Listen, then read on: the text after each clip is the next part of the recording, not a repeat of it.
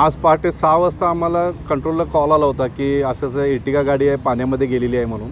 मग आमची कंट्रोल रूममध्ये आम्ही एक टीम आमची सज्ज ठेवलेली ती आम्ही पाठवली. तर आमच्या निदर्शनास आलं की एक ड्रायव्हर एक पहाटेच्या वेळेला गाडी काढून चाललेला आणि त्या रोडवर जात असताना पाणीचा अंदाज न आल्यामुळे तो पाण्यामध्ये गेला. पाण्यामध्ये गेल्यावर काय आलं, त्याच्या पायापर्यंत पाणी आल्यानंतर त्याच्या लक्षात आलं की आपल्याला याच्यातनं बाहेर पडता येणार नाही.